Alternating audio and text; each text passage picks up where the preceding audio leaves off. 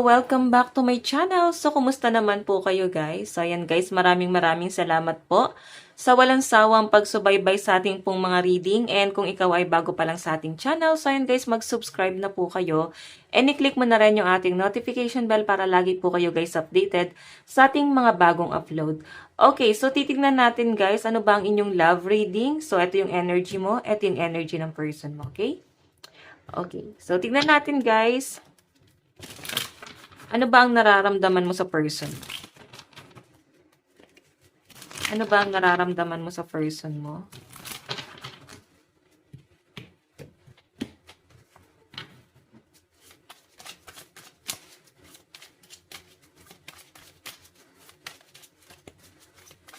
Okay, ano ang nararamdaman mo sa person?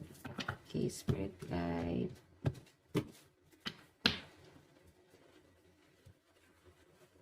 Okay. Ito naman guys, ano naman ang nararamdaman sa inyo ng person mo? Ano ang nararamdaman ni person mo sa iyo ngayon? Spirit guide, ano po ang nararamdaman sa kanya? Spirit guide.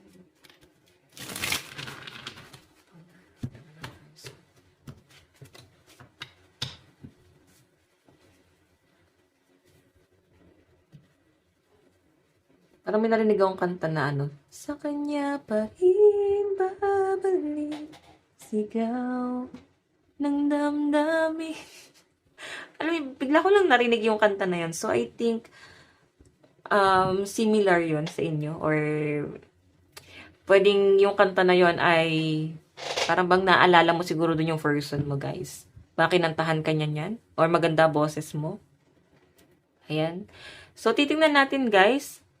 Bakit pumasok sa isip natin yon, no? Okay, sa aking vision. Baka babalik. Okay, so ano ang nararamdaman ng person mo sa'yo ngayon? Itaas muna natin to guys. Anong nararamdaman? So guys, meron tayong the devil. Oh my God. Medyo toxic yung relationship nyo. Okay, so guys, I think itong relationship na to, naging toxic po siya, no? Masyadong kinontrol. I think, si person mo, toxic siya. Kasi ang tingin niya sa'yo, someone na mahina. Na parang kailangan susunod ka lang sa mga sinasabi niya. I think si person mo, para bang may obsession eh. Para bang mahal na mahal ka talaga niya guys. Kasi ayaw ka niya guys, para bang mapupunta sa iba. Ayaw niya na yung attention mo is mapupunta sa iba. Para bang naging selfish yung energy. Or pwedeng ganito yung ano, pwedeng parehas kayo, yung energy nyo guys is naging toxic, masyadong naging controlling. Okay, ayan no. So, titingnan natin guys. Okay, ano naman ang tingin sa'yo ni person? 3 of Wands, parang umalis ka. Siguro hindi mo na kinaya yung pakikisama sa person mo. Pwede ikaw ay nasa malayo. Naramdaman din siguro ng person mo na nahirapan ka pagdating sa inyong relationship. Kasi may umalis dito, guys, eh. 3 of Wands. I think ikaw kasi, focus ka sa career mo. And parang hindi ka makapag-focus dahil sa ginagawa niya. Feeling mo, hinahadlangan niya yung pangarap mo. Hindi ka niya, guys, sinusuportahan. Para bang lahat ng isasuggest mo sa kanya, parang against siya doon. Parang feeling niya hindi makakatulong sa'yo. Baka kaya siya ganyan guys, ayaw niya talagang umangat ka. Ayaw niya na maging successful ka kasi puro negative yung binabato niya sa inyo guys. Okay? So, hindi ko nakikita na para bang sinusuportahan ka ng person mo guys. Kasi laging para bang kinukulong ka lang niya. Ganun yung nafe-feel ko rito. So, titingnan natin guys, ano naman ang magiging action ni person dito sa relationship na to. Since umaalis ka eh. Okay? No? Or umalis ka na. Pwedeng naramdaman mo na itong relationship na to. Parang wala nang patutunguhan. Parang feeling mo, parang hindi na kayo mag-work talaga. As in, napaka-toxic, obsessed yung person mo sa'yo. Dala to guys ng sobrang pagmamahal. So, tingnan natin guys yung action niya. 9 of Cups, 'di ba? Gusto niya guys maging better person. So gusto niya guys maging successful. Gusto niya napatunayan sa inyo na mali ka. Alam mo 'yon, para bang hindi ko mawari ano ba yung tumatakbo sa isip ng person mo. Pero guys, napaka-toxic eh. Parang lahat ng action niya para sa sarili niya lang yun eh. Ginagawa niya lang yun para sa sarili niya lang. Ganun yung nafe-feel ko. So, titingnan natin guys, ano naman po um, yung magiging outcome, no? Kasi ito, gusto niya maging maayos ang buhay niya. Gagawin niya yon para ma-win back ka. Okay? Gusto niyang patunayan yung sarili niya sa'yo. Parang gusto niyang ipagmalaki mo siya. Parang alam niyo yun guys. As in, napaka-toxic nitong taong to guys, no? Tignan natin ano naman po yung magiging outcome.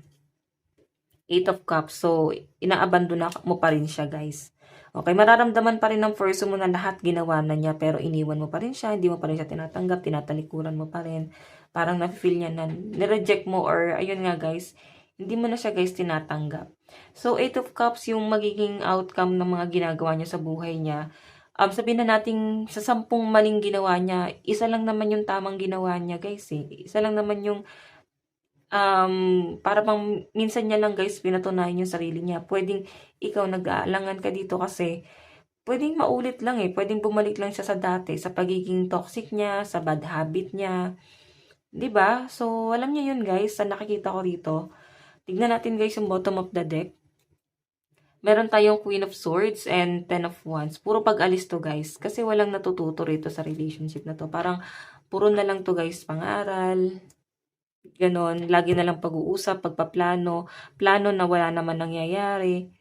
Okay? So, guys, sa side ni person, malakas po ang swords, Aquarius, Gemini, Libra, Aries, Leo, Sagittarius, Cancer, Pisces, Scorpio. Okay? So, parang may nakita akong, ayan, once, fire sign, Aries, Leo, Sagittarius. Tignan natin guys sa side mo. Anong nararamdaman mo kay person? 4 of Swords, pagod ka na, parang tama na. Okay, pwedeng naparaan ka lang dito guys kasi gusto mo lang din siguro malaman or mabalitaan ano na ba ganap sa person mo ngayon. Pero sa pinapakita sa akin guys ng energy ni person, sobrang toxic nito. Oo. Para bang pagod ka na dito or dumating ka na sa hangganan mo na para bang finally natauhan ka na. Siguro marami ng tao ang nagsasabi na matauhan ka naman na. Madala ka na dyan sa relasyon na yan, wala nang patutunguhan. Okay? So, 4 of Swords. Diba? Napagod ka na rito, guys. Parang ang tagal mo na nagtiis, tagal mo na nagtimpi. Lumalaban ka naman sa kanya. Pero, guys, hindi mo na siguro, guys, kinaya yung pagiging toxic ni person. Yung pagiging isip bata niya, sarili niya lang yung iniisip niya. Sariling pakiramdam niya lang yung iniisip niya. Pero mamaya titignan natin ano yung overall energy niyo ngayon, no? I mean, kayo parehas. Tingnan natin guys, ano naman po yung tingin mo kay person, Knight of Pentacles, diba? Ang bagal ng pagbabago ni person. Lagi lang siyang humihingi ng tawad, paulit-ulit lang yung cycle, pero wala naman siya guys, gustong baguhin sa sarili niya. So, pinapakita sa akin dito. Okay. So, guys, I think hindi ka makapag-decide. Actually, darating ka rin sa point na baka hindi mo na nga ito tanggapin eh. Okay? Kasi mas gusto mong mag-heal na lang. Yes, mahal mo pa si person, pero gusto mo nang makarecover. Gusto mo nang makawala dito sa toxic na to. Tingnan natin guys, ano naman po yung magiging action mo dito sa relationship na to. 2 of Swords, hindi ka na rin makapag-decide. Nandun ka sa point na nagbulag-bulagan ka sa mga nangyari. May mga maling nangyari dito. Sa pinapakita sa akin guys, no? Pero ito na nga guys, 2 of Swords ka na eh. Sobrang okay ka na eh. Parang nag-heal ka na, unti-unti ka nang nakaka-recover. Hanggang sa bigla na naman siya guys magpaparamdam. Tapos nandun ka sa point na hindi ka na naman makapag-decide. Distracted ka na naman guys. Kasi kahit anong gawin mo, sabihin natin yes, nakaka-recover ka na. Pero konting ano niya lang guys, panunuyo, para bang nagiging ano na kayo ulit. Para bang nagiging marupok ka ulit. Bulag ka na ulit dito sa relasyon na to. Tignan natin guys, ano naman yung magiging outcome. O, the Fool, sunod-sunuran ka na naman sa person mo. Kung sakaling pababalikin mo pa siya. Pero sa pinapakita sa akin guys, the Fool, hindi ka na niya guys madidiktahan. Okay, sabihin natin yes, maguguluhan ka, pero hindi na. Parang pag-iisipan mo pa rin eh. Parang hindi na pala talaga. The Fool kasi hindi ka na madidiktahan itong taong to. Hindi ka na niya guys mauuto. Okay, meron tayong The Hangman. Nilagay ka nito guys sa conflict eh. Matagal mo siya guys inantay, sa totoo lang. Matagal kang nakarecover sa mga nangyari. Okay?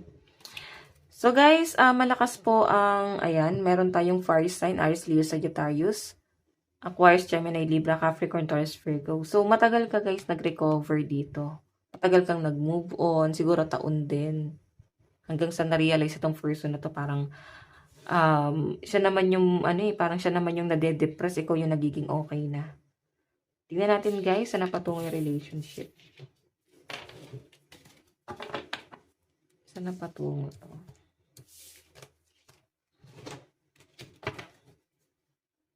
Okay. Saan na po patungo yung relationship? Spirit guide. Okay, saan na patungo in the near future?